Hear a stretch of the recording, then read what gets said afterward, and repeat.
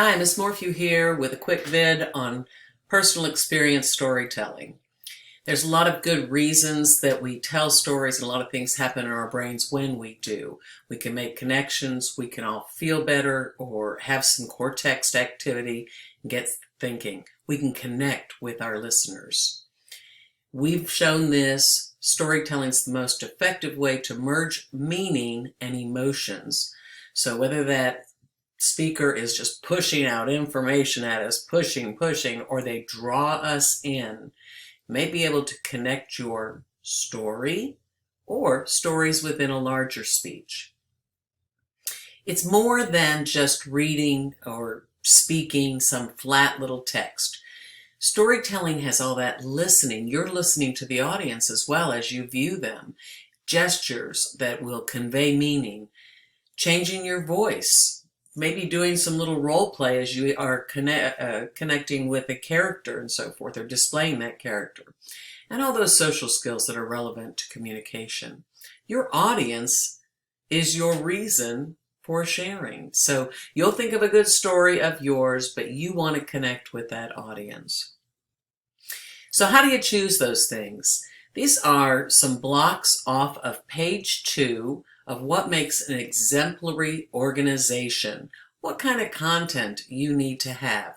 If you're seeing this on a mobile device, you may want to look at that on a computer so you can see the screen, or you may want to just go to that rubric. I'll actually attach it in news. Another resource that's in links is by Alan Alda. He was on MASH and has done a lot of movies, but he had this awesome audiobook. I listened to it in audio. If I understood you, would I have this look on my face? And his little vid link, his less than 7-minute vid link there is knowing how to tell a story is like having mind control. It's interesting, but it tells you something interesting about the type of content you might put or choose when you're selecting your story. So how can you organize everything and remember it? That's on the second page of the syllabus. So look for the exemplary section on the second page of the syllabus. It gives you some limitations and some opportunities. Remember that visuals can help you organize. We showed this in class. We don't want to see your words on a slide because you are telling and sharing a message you want us to connect with. Have that story in your mind, maybe on a cue card if you have to remember certain points of it or the general sequence of it, but engage us. So here's how it looks. Maybe you can do a quick intro real fast, capture the interest with maybe some obvious visual. You can use the environment and manage that to set the mood and tone. Then you'll begin the story, which will have some sort of an introduction and description, the body sequence, and a really strong last line. When you finish that last line, I want you to stand and look. What I sometimes call the Will Rogers moment, and I'll share that with you if I haven't yet. At the end of that, I'm going to fill in all your rubric things, messages and circles and numbers, and your peers and you, when they're doing a speech or story, will evaluate with some kind, specific, and helpful feedback. So what about delivery?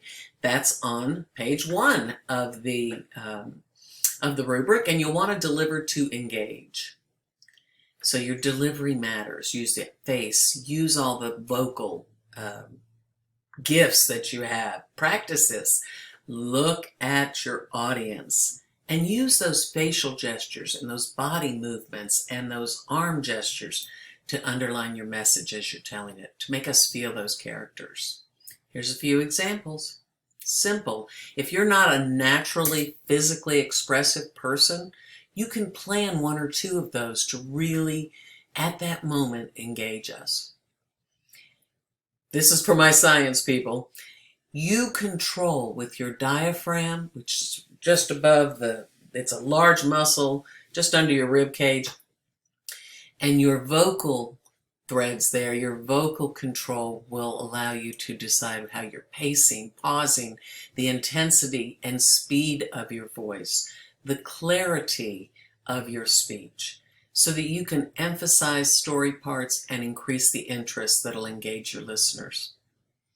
The Better to Best book by David Dempsey says 6 stage fright secrets. The secrets are that to remember this storytelling, it's just perfectly natural when you stand up in front of a group to be anxious, but that audience really wants you to succeed. They haven't heard your story before, they feel for you, and since we've never heard that story, get over the idea that it's worse up there.